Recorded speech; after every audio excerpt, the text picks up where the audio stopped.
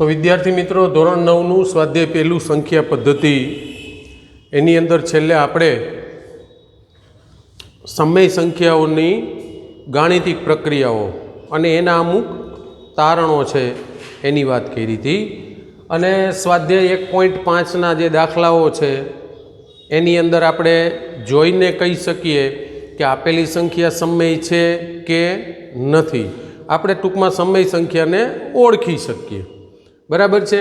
अने एनुं सादुं रूप आपवुं, बे असमय संख्या आपी होय तो एनी वच्चेनो सरवाळो बादबाकी गुणाकार के भागाकार करी अने एनुं सरळ स्वरूप आपवुं एटले के सादुं रूप आपवुं। एना विशेना दाखला जे स्वाध्याय 1.5 ना जे हता ए आपणे जोया हता।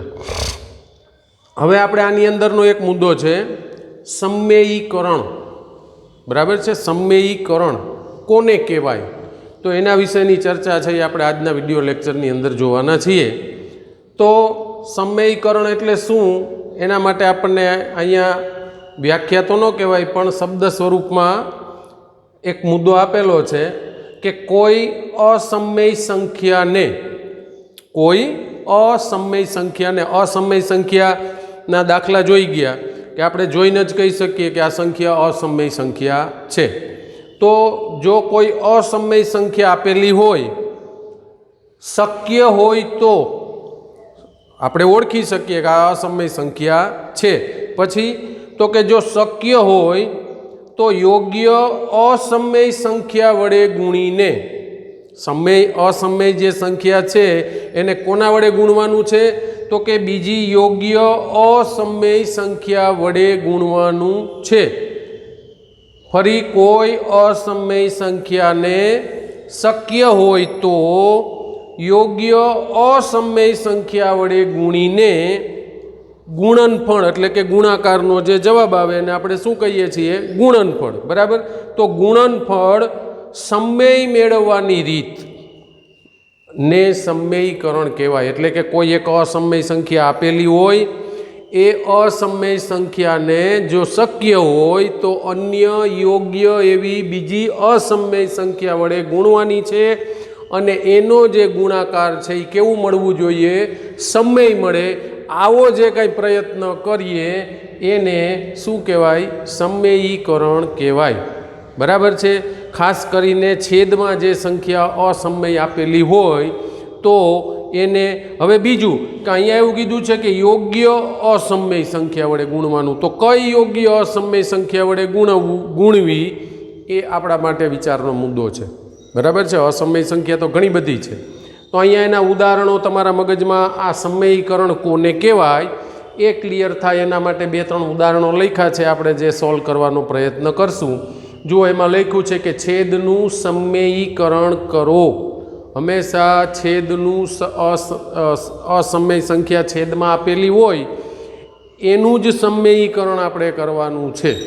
अहींया जे आपणे दाखला गणीए छीए एनी अंदर खास करीने क्यां जोवानुं छे छेदमां। छेदमां जे असमय संख्या आपेली छे एने बीजी योग्य केवी असमय संख्या वडे गुणवानुं छे अने ई गुणाकार छे ई समय बने एवो प्रयत्न करवानो छे। एटला माटे अहींया उदाहरण छे। हवे तमे जोई शको छो, जुओ 1 छे ई तो केवी संख्या छे, समय संख्या छे। तो छेदमां 2 वत्ता वर्गमूळ 3 केवी संख्या थई, असमय संख्या थई। कारण के कोईपण समय संख्यानी अंदर अविभाज्य संख्याओना वर्गमूळ, मैं कीधुं तू वारंवार कि अविभाज्य संख्याओना वर्गमूळ ई बधा केवा होय, हमेशा असमय होय। तो आ वर्गमूळ 3 एटले 3 छे ई केवी छे तो कि अविभाज्य संख्या छे अने एनुं वर्गमूळ एटले असमय। हवे समयमां कोई पण असमय उमेरो, समयमांथी कोई पण असमय बाद करो, समयनी साथे कोई पण असमय संख्याने गुणो के समयनी साथे कोई पण असमय संख्याने भागो, जे कांई जवाब मळे बधुं शुं मळे असमय ज मळे। आवुं आपणे गाणितिक तारणोमां वात करी गया। तो अहींया 2 नी साथे एटले के समयनी साथे असमय उमेर्युं एटले आ आखुं असमय थई गयुं। अहींया पण असमयमांथी असमय बाद करेलुं छे, अहींया समयमां असमय उमेरेलुं छे। मतलब के 3 दाखलामां तमे जुओ तो एनो छेद केवो छे, असमय छे। हवे सम्मेयीकरण करो एटले शुं तो कि आ जे असमय संख्या छे एने बीजी योग्य असमय संख्या वडे ज छे ई आपणे गुणवानुं छे। બરાબર છે. તો આ પહેલો દાખલો છે કે 1/2 વત્તા વર્ગમૂળ 3. તો આનો જે છેદ છે એ અસમય છે. આ સંખ્યાને આપણે બીજી અસમય સંખ્યા વડે ગુણી અને એનું ગુણનફળ મેળવવાનું છે. તો એના માટે જનરલી યાદ રાખો સામાન્ય કે જે છેદની અંદર જે અસમય સંખ્યા આપેલી છે એમાં બહુ આપણે લાંબુ અત્યારે વિચારતા નથી. માત્ર એટલું યાદ રાખવાનું કે એમાં જે નિશાની આપી હોય ને એનાથી વિરુદ્ધ નિશાનીવાળા પદ વડે ગુણવાનું. દાખલા તરીકે અહીંયા શું આપ્યું છે તો કે 2 વત્તા વર્ગમૂળ 3. તો આપણે કઈ સંખ્યા લેવાની? 2 ઓછા વર્ગમૂળ 3. બરાબર છે. અહીંયા પ્લસ આપ્યું તો કઈ લેવાની? માઇનસવાળી. અને માઇનસ હોય તો ક્યુ લેવાનું? પ્લસ. તો છેદમાં માત્ર જે અસમય સંખ્યા છે એનાથી વિરુદ્ધ નિશાનીવાળી, એટલે એ આપણા માટે શું થઈ ગઈ તો કે યોગ્ય અસમય સંખ્યા. જે આપણને કીધું હતું ને ગુણવાનું યોગ્ય, તો યોગ્ય કઈ તો કે છેદમાં જે આપી હોય એના કરતાં વિરુદ્ધ નિશાનીવાળી એ આપણા માટે યોગ્ય અસમય થઈ ગઈ. બરાબર છે. તો બસ આને કરવાનું નથી. તો આના પ્લસ છે તો કઈ નિશાની તો કે માઇનસ. પણ બંને ક્રિયા ઉપર, જે ક્રિયા છે ઉપર નીચે અંશ છેદમાં કરવી પડે, એક જગ્યાએ ન હાલે. તો ગુણશું 2 માઇનસ વર્ગમૂળ 3 અને 2 માઇનસ વર્ગમૂળ 3, કારણ કે આ બંને ઉડી ગયા એટલે મૂળ રકમ તો એની એ જ રહે. એટલે અંશ અને છેદમાં બંને વડે ગુણવી પડે અસમય સંખ્યાને, ખાલી છેદમાં ગુણી શકાય નહીં. તો હવે અહીંયા આપણે જોઈ શકીએ છીએ તો કે 2 ઓછા વર્ગમૂળ 3 અને ગુણ્યા 1, ગુણાકારમાં 1 લ્યો તો કંઈ ફેર પડવાનો નથી. એનો મતલબ કે 2 ઓછા વર્ગમૂળ 3 એમનેમ રહેશે. હવે તમે નીચે જોઈ શકો છો કે 2 વત્તા વર્ગમૂળ 3 અને 2 ઓછા વર્ગમૂળ 3. બરાબર છે. આવું સ્વરૂપ x plus y, x minus y, x plus y અને x માઇનસ વાય. તો આનું છે એ આપણે અવયવીકરણ આવું કર્યું કે પહેલાનો વર્ગ માઇનસ બીજાનો વર્ગ. બંને કાઉન્સની અંદર જ્યારે સંખ્યા આપેલી હોય, માત્ર નિશાનીનો ફેર હોય, ત્યારે આપણે આ અવયવ સૂત્રનો ઉપયોગ કરીએ છીએ. એટલે જ મેં તમને કીધું કે અહીંયા જે પ્લસની નિશાની હોય તો માઇનસવાળું ને માઇનસવાળું હોય તો પ્લસવાળું, જેથી કરીને બે કાઉન્સ ફક્ત શું ફેર રહેશે? નિશાનીનો, જેથી આપણે આ અવયવ સૂત્રનો ઉપયોગ કરી શકીએ. એટલે આપણા માટે યોગ્ય અસમય સંખ્યા થઈ ગઈ. તો આ સૂત્રનો ઉપયોગ કરીએ તો પ્રથમનો વર્ગ માઇનસ બીજાનો વર્ગ. તો પ્રથમ પદ શું છે તો કે 2. તો 2નો વર્ગ કેટલો થાય તો કે 4 અને માઇનસ બીજા પદનો વર્ગ. તો બીજા પદનો વર્ગ એટલે કે વર્ગમૂળ 3નો વર્ગ. તો વર્ગમૂળ 3નો વર્ગ કરીએ શું થાય તો કે ખાલી વર્ગમૂળ નીકળી જાય. એટલે શું થઈ ગયું તો કે 3. તો 4 ઓછા 3 એટલે શું થયું તો કે 1. તો એનો મતલબ કે આપણને જવાબ મળ્યો 2 ઓછા વર્ગમૂળ 3 છેદમાં 1. પણ ભાગાકાર માટે પણ એ તટસ્થ સંખ્યા છે તે લખવાની જરૂર નથી. બરાબર છે. તો આ છે એ સમયીકરણ થઈ ગયું. આ અસમય સંખ્યા જ મળી છે, એવું નથી કે સમયીકરણને અંતે છે એ સમય જ મળે. બરાબર છે. પરંતુ છેદનું આપણે સમયીકરણ કરીએ છીએ એટલે છેદમાં 4 ઓછા 3 એટલે શું મળ્યું તો કે 1. તો 1 કેવી છે તો કે સમય સંખ્યા છે. એનો મતલબ કે છેદનું સમયીકરણ કરો તો છેદમાં સમય સંખ્યા મળે. પણ એ છેદને મૂકતા પૂર્ણ જે જવાબ છે, આખા જે આપણા દાખલાનો જવાબ છે, અને અથવા તો મળતી જે ગુણનફળને અંતે મળતી સંખ્યા છે એ પાછી સમય હોય એવું જરૂરી નથી. બરાબર છે. એટલે ફરી પાછા આપણે અહીંયા શોધવા જઈએ કે આ તો પાછું અસમય જ આવ્યું તો આવે. બરાબર છે. માત્ર કોનું સમયીકરણ કર્યું તો કે છેદનું. મતલબ કે છેદનું સમયીકરણ કર્યું એટલે છેદમાં એક અસમય હતી અને બીજી અસમય વડે ગુણી એટલે છેદમાં શું મળી ગઈ? સમય સંખ્યા મળી ગઈ. પરંતુ પાછો જે મૂળ જવાબ છે એ તો કેવો રહ્યો તો કે અસમય રહ્યો. તો એનાથી આપણે કોઈ મતલબ રહેતો નથી. આપણે માત્ર સમય મેળવવાનો પ્રયત્ન કરીએ છીએ અને અહીંયા આપણે કીધું છે કે છેદ એટલે માત્ર છેદની વાત કરીએ છીએ. બરાબર છે. બીજો દાખલો જોઈ શકો છો તમે કે 5 છેદમાં વર્ગમૂળ 3 ઓછા. તો છેદની અંદર કેવી સંખ્યા છે? અસમય સંખ્યા છે. તો કેના વડે ગુણશું આપણે? તો કે અહીંયા માઇનસની સંખ્યા છે તો કેના વડે ગુણશું? પ્લસ વડે. તો કે વર્ગમૂળ 3 વત્તા વર્ગમૂળ 5 છેદમાં વર્ગમૂળ 3 વત્તા વર્ગમૂળ 5. જે સંખ્યા છે એને અંશ અને છેદ બંનેની અંદર ગુણવાની છે એક સરખી, બરાબર છે। તો અહીંયા 5 વડે ગુણાઈ ગયું, વર્ગમૂળ 3 વત્તા વર્ગમૂળ 5, આને 5 વડે જે ઉપર અંશ છે એને ગુણવાનો છે, એટલે આપણે આને કાઉન્સમાં લઈને આગળ 5 મૂકી દીધા, પછી એનો ગુણાકાર કરીએ। પણ અહીંયા શું થશે આ નિયમ મુજબ, તો કે પ્રથમનો વર્ગ માઇનસ બીજાનો વર્ગ, તો પહેલાનો વર્ગ એટલે વર્ગમૂળ 3નો વર્ગ કેટલો થાય 3, બીજાનો વર્ગ તો કે 5, બરાબર છે। 3 માઇનસ 5 એટલે શું થઈ ગયું -2, -2 કેવી સંખ્યા છે સમય સંખ્યા છે, બરાબર। આપણે છેદનું સમય, હવે આનું સાદુરૂપ આપીએ તો અહીંયા ગુણાકાર કરીએ તો 5 વર્ગમૂળ 3,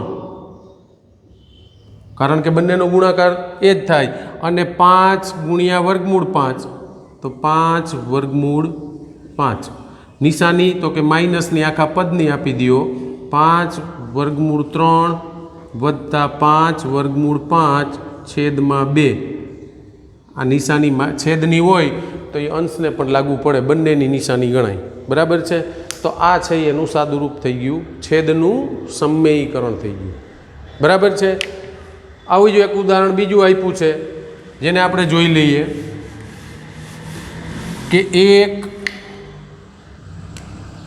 છેદમાં 7 વત્તા 3 વર્ગમૂળ 2, તો હવે કયો જોઈ છેદની અસમય સંખ્યા છે 7 વત્તા 3 વર્ગમૂળ 2, તો આને ગુણવા માટેની યોગ્ય અસમય સંખ્યા કઈ, તો કે અહીંયા પ્લસ છે તો આપણે કઈ લેશું માઇનસવાળી,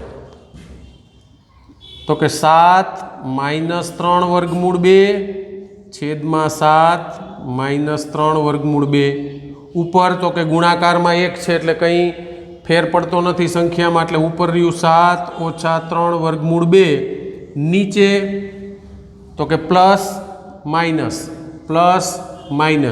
પહેલાનો વર્ગ એટલે કે 7નો વર્ગ, અને માઇનસ બીજાનો વર્ગ, બીજાનો એટલે કે 3 વર્ગમૂળ 2 નો વર્ગ,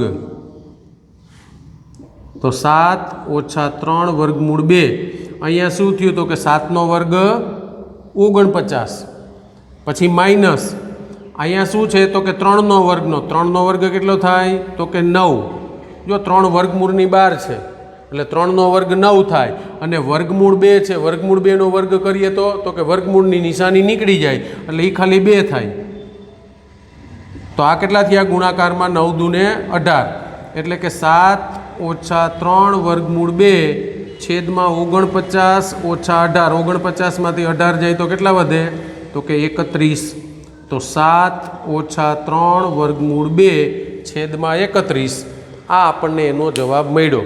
તો જુઓ છેદની અંદર જે અસમય સંખ્યા હતી એને બદલે આપણે છેદનું શું કરી દીધું સમય સંખ્યા લઈ આવી દીધા, તો અસમયમાંથી સમય લઈ આવવું કેવી રીતે, તો કે અસમયને અસમય વડે ગુણી અને એના ગુણાકારને અંતે સમયમાંથી અસમય લઈ આવવું, આ જે ક્રિયા કરીએ છીએ એને શું કહેવાય તો કે સમયીકરણ કહેવાય। તો અહીંયા છે એ આપણને 2-3 ઉદાહરણો તમને મેં આપ્યા હતા, બીજા 2-3 ઉદાહરણો છે એ તમને લખી દઉં, જેનું તમે છે એ હોમવર્કની અંદર ગણતરી કરજો અને થોડીક એની પ્રેક્ટિસ પણ કરજો।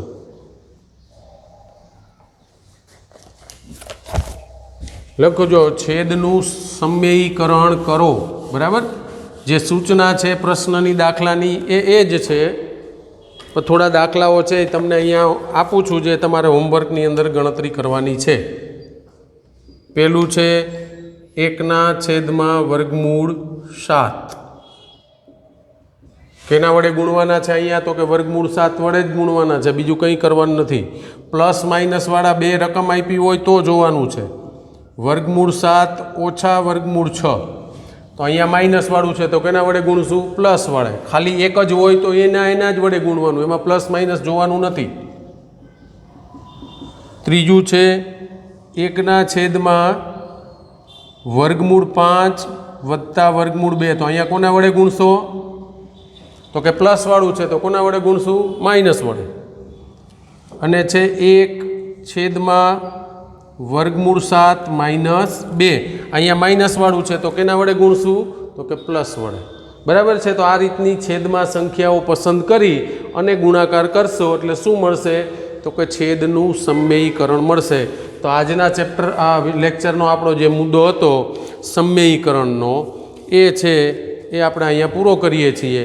થોડા દાખલાની પ્રેક્ટિસ કરજો, આગળ જે મેં બોર્ડ ઉપર ગણાવ્યા એને પણ ફરી વખત ગણવાની પ્રેક્ટિસ કરજો અને આને પણ પ્રેક્ટિસ કરજો, જેથી કરીને છેદનું સમમેયીકરણ કેવી રીતે કરવું અથવા સમમેયીકરણ શું એનો આપણને વ્યવસ્થિત રીતે ખ્યાલ આવે।